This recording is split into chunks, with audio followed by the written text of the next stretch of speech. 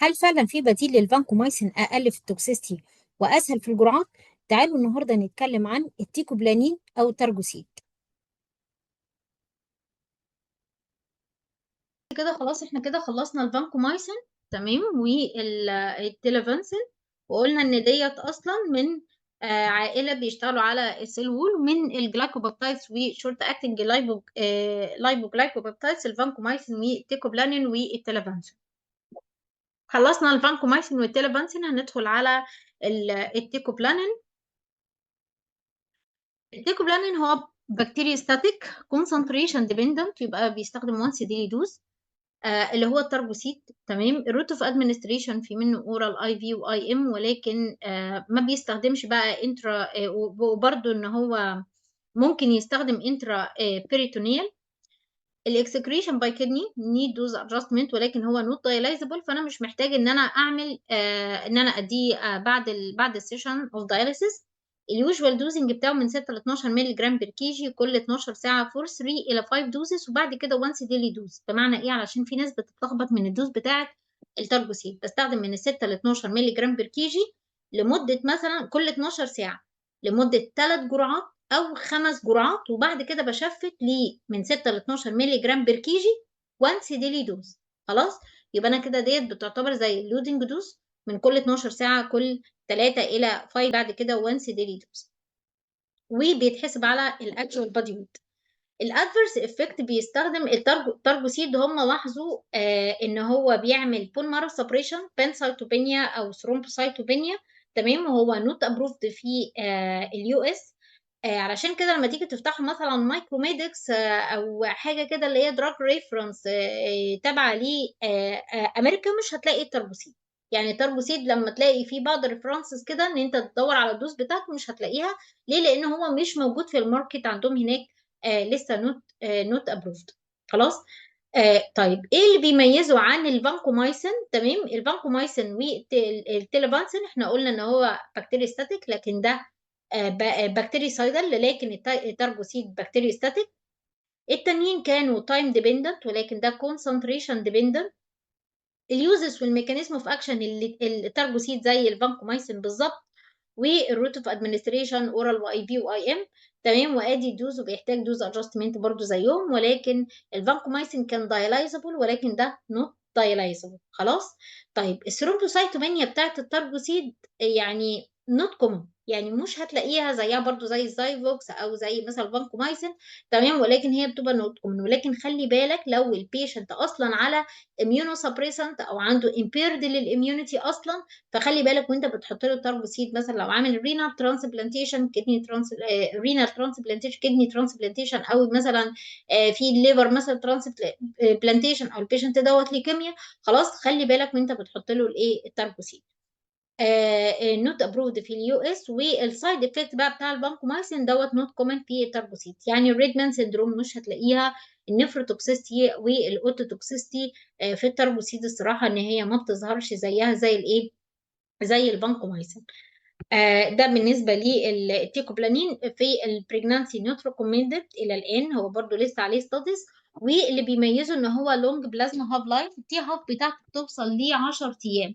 خلاص، فانت معاك الايفكت بتاعه طبعا اكتر من البانكومايسين. هو البانكومايسين تايم ديبندنت، يعني وانس ان البيشنت خلص الدوز بتاعته النهارده تاني يوم خلاص. تمام، ولكن في التربوسيد لا، هو بيوصل للتي هاف بتاعته من 70 ل 100 مره من الفانكومايسين، يعني بتوصل ل 230 اور. خلاص، 230 يعني تقريبا 10 ايام. الدوزز بتاعت الايه التارجوسي 6 ل 12 مللي جرام بير كيجي كل 12 ساعة for 3 إلى 5 دوزز، not for 3 days. وده الديبيتس على فكرة. في ناس تفتكر مثلا for 3 days مثلا، لا، هي for 3 إلى 5 دوزز. بمعنى ايه؟ مثلا هنعمل انديكيشن، مثلا عملت انديكيشن لتارجوسيد النهارده 6 ل 12 مللي جرام، وانت بيشنت مثلا 100 كيلو، وانا قلت هستخدم له مثلا بستة يبقى 600. هقول 600 كل 12 النهارده الساعه مثلا 8 الصبح و8 بالليل و8 الصبح تاني يوم. يا اما 8 الصبح اليوم اللي بعده، يبقى انا كده بعد الجرعات مش بعد الايام. خلاص، من 3 الى 5 دوزس، وبعد كده بشفت ليه وانس ديلي دوز. يعني انا هستخدم 600 كل 12 بالاكزامبل اللي احنا قلناه ده لو بيشنت 100 مللي جرام، وانا هستخدمه مثلا باللوست دوز من اللي هي 6 مللي جرام، يبقى هستخدم 600 كل 12 3 جرعات، او يا اما 5 جرعات في سيفير انفكشن. تمام، وبعد كده هستخدم 600 كل 24. اللونج طبعا التي هاف بتاعته اعلى بكتير من الفانكومايسين، علشان كده ان انا بستخدم ديلي دوز. تمام، وما ننساش الدوز ادجستمنت بقى بتاع الايه بتاع الترجوسيد، هتلاقيها بقى كل 72 ساعه، او يا اما هافنج الدوز مثلا كل مثلا 24 ساعه. تمام، فما ننساش نبص على الدوز ادجستمنت بتاع الايه الترجوسيد. التيكوبلانين هاز بيتر بون بنتريشن ذان الفانكومايسين، وهو ما بيعديش البلاد برين بارير، مش معانا في المننجايتس او في حاله السي اس اف انفكشن. ولكن لو انت قدامك مثلا في حاله مثلا اوستيومايلايتس، تمام، وعايز ان انت، وفي حاله في رينال امبيرمنت، خلاص مش عارف ان انت تستخدم الفانكومايسين، او البيشنت مثلا خايف ان هو يدخل فيه نفروتوكسيستي، لا يبقى معاك التيكوبلانين، البون بنتريشن بتاعه ممتاز جدا.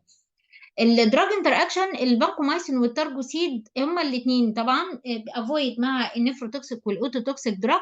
اي نعم التارجوسيد بيكون فيري رير النفروتوكسيستي والاوتوتوكسيستي، ولكن اي دراج بيعمل نفروتوكسيستي والاوتوتوكسيستي خلاص افويد الكومباينيشن مع اي انتي بايوتكس تاني او اي دراج تاني بيعمل نفروتوكسيستي، لان الانسيدنس بتاع النفروتوكسيستي كده كده هيزيد. برضو نفس الكلام في التيكوبلانين، ان انا برضو بشوف الافكت بتاعه بالتراف، وهو بيقول لك ان انت مش محتاج ان انت تقيس تعمل مونيتورنج للتوكسيستي زي الفانكومايسين. ليه؟ لان النفروتوكسيستي والاوتوتوكسيستي او سايد افكت بتاع الفانكومايسين بيكون فيري رير في التيكوبلانين. تمام، يبقى انت بس بتحسب ايه الثيرابيوتيك ثيرابيوتيك ليفل.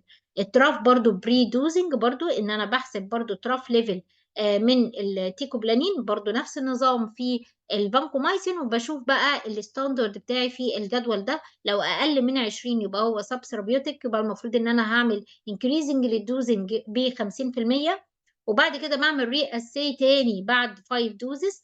يا اما لو طلع لي من 20 ل 60 ودوت الاوبتيمم بتاعي دوز، يبقى انا كده خلاص ان انا بعمل بقى ري اسي تاني بعد شهر، وبرده باعتبار ان هو no change in renal function. تمام، very rare مع التارجوسيد، ولكن to be considered. اكتر من 60 يبقى معنى كده ان انا المفروض ان انا اعمل reducing للدوز، او ان انا ازود الانترفال بدل ما بديه مثلا فور اكزامبل ال 600 كل 24 المينتننس، لا خلاص ان انا هخلي المينتننس بتاعي كل 48 كده تراف ليفل بتاع الايه بتاع التيكوبلانين. خلاص، وان انا بتعامل على الاساس، يعني ازود الانترفال لو كانت هي above recommended target، بدل كل 24 هخليها مثلا كل 48، واقيس تاني. تمام، مش همشي كده على طول، لكن لا، واقيس تاني.